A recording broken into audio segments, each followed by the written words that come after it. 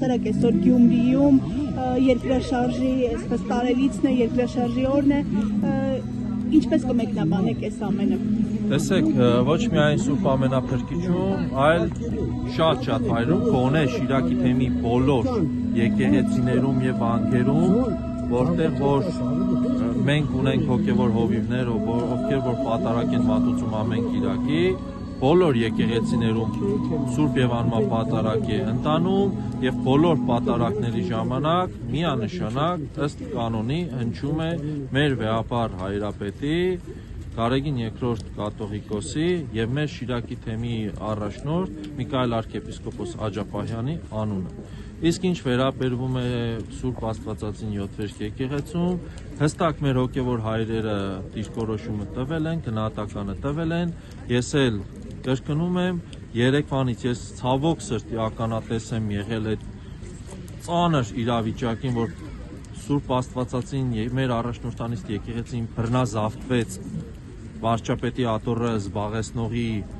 ճղճիմ հրահանգների հաշվին, որ իրավապահ համակարգի ներկայացուցիչները ուղղակի կամակատարն են մեկ անձի հաճույքների ու չնայած դժվար իր համար հաճույք լինի, ինքը ստիպած է ամեն ինչը կատարում, որովհետև ինքը թուրքի եւ ների ծառան է։ Իսկ ինչ վերաբերվում է ցավալի տարելիցին, ինքներդ արդեն տեսնում եք, որ ինքը իր ճղճիմությամբ նաև անարգում է մեր զոհերի հիշատակը եւ այսօր մեր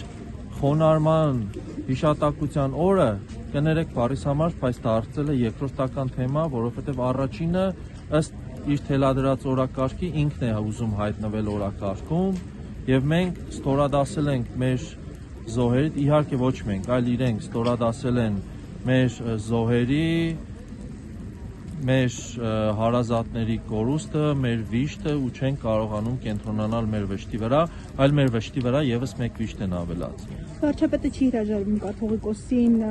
գահընկեց անելու, այսպես ասեմ, այդ գաղափարի։ Շահնդամը հրաժարվի, վարչապետը ում շունն է, որ հրաժարվելու նայենք կամ չնայենք։ Ինչ կուզե, ինքը իր ցանկությունը էստա իր տագանքների, սրբապիղձների հետ իրանցը մտածեն, բայց իրանց պռավալը ի սկզբանե կա, արդեն կներեք, բայց իմ ներվերսը չի եկե, ես չեմ ուզել այդ ողորմելիներին անդրադառնալ։ Այսօր մեզի համար նամանավանդ հենց հիմա Սուրբ եւ անմահ պատարագ են տանում, ու այս բացառիկ տագանքությունը, որ նույնիսկ թուրքը չի արել այսպես։